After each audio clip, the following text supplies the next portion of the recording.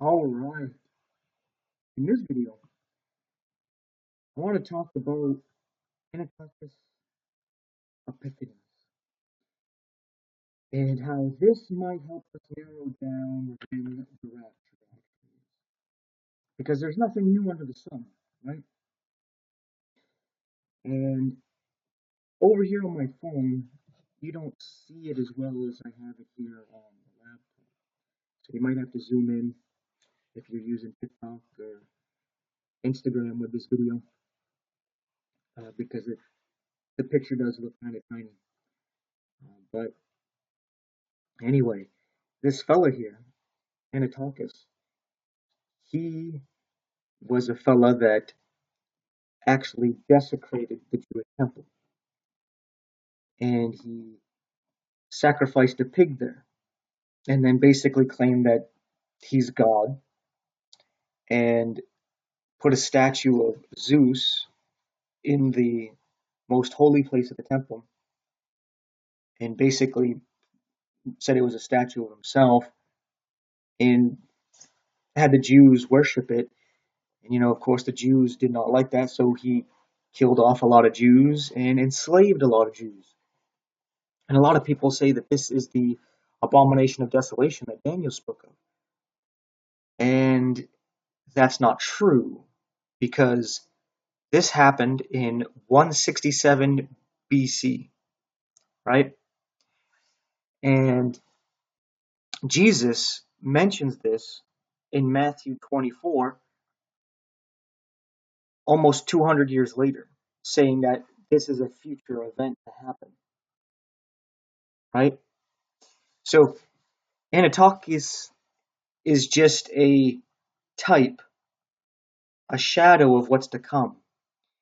So I was wondering, what feast did he desecrate the temple at? And it says here, during the feast of unleavened bread, right? Passover. And I was thinking that this would be the time that the Antichrist, the one everyone calls the Antichrist, the man of sin, the son of perdition, the beast, the idol shepherd, this guy, that he would desecrate the temple and claim to be God at the Passover, because there seems to be a deadly wound that happens to him, but then he raises again 3 days later, because he's trying to make himself appear to be like Jesus. He wants to be like Jesus. So he's going to do the exact same thing, or try to anyway, right? And Jesus gave up his life at the Passover, right? So this guy is going to try to do the same thing, claim to be God. So what does this have to do with the rapture and the timing of the rapture? Well, we got a pretty good idea that this event happens about 3.5 years into the time of Jacob's trouble, this great tribulation, right? So if that's 3.5 years in, and we're raptured 3.5 years before this, roughly, it could be different, but because we're not sure if the tribulation starts right after the rapture. We're not exactly sure if it's right after, a couple days, a week, a month, a year later, but we know that it's going to happen after we're taken. So we're just going to, for the sake of this video, say it happens pretty soon after we're taken, everything gets started. And by we, I mean those of us who are born again Christians, who truly have accepted God's judgment of us, that we're condemned to death and hell, and there's nothing we can do to save ourselves. So we've accepted Jesus Christ as our substitute to die in our behalf, to pay for our sins and our sinful nature, so that we can be changed and born again from the inside out, so that we may be saved and we may become children of God. That we are saved because we're children of God, not because we're good and we're not bad, because we do all the religious rituals. No, it's because we're his children that he saves us in spite of ourselves, right?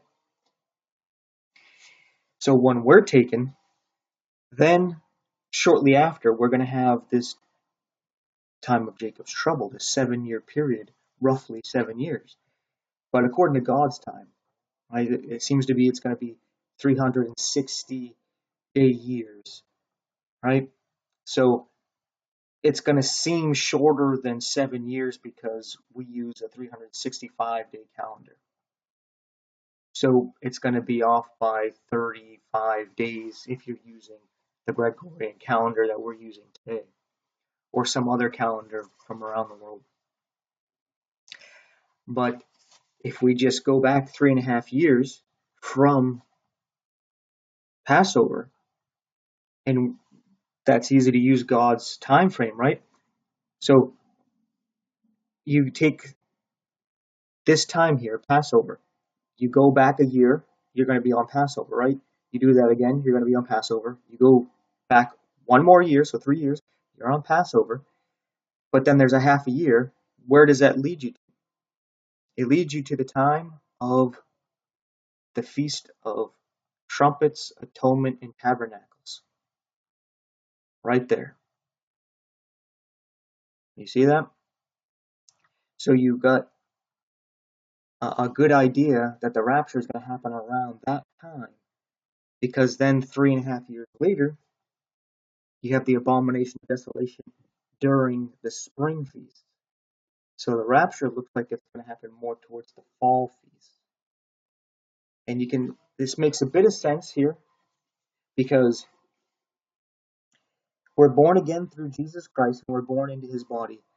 And Jesus was actually born during the fall, probably around the time of the Feast of Tabernacles, right? Tabernacles where God dwells with us, right? Tabernacling with us. Tabernacle is like a home, a house. So it's like he's making home with us, right? And what better time for us to be raptured than when Jesus was born? That's when we are going to be born into the Spirit. We're going to leave the flesh and go into the Spirit. It'd be at the same time that Jesus left the Spirit and came into the flesh. Right? And you can look at our lives that we're living right now as the incubation time where we're in the mother's womb. But we're all going to be born at the same time. Now, I'm not putting a thus saith the Lord on this. I'm just bringing this up, doing my normal routine in the morning where I was praying, and this whole thing about Antiochus popped up into my head, and I was like, when did he actually desecrate the temple? Because I, for some reason, thought that he desecrated the temple at the Feast of Tabernacles, and that's when the Jews had to revolt, and then they rededicated the temple like a month or two later, and that's where they get Hanukkah from, right, is rededicating the temple. But apparently he desecrated the temple in the spring, then they couldn't actually keep the fall feast because they drove him out, but they weren't able to use the temple because it was desecrated. They had to cleanse the temple. Then they could actually rededicate it and then keep the fall feast. But they kept the fall feast as Hanukkah. So, yeah. Thanks for watching. Take care.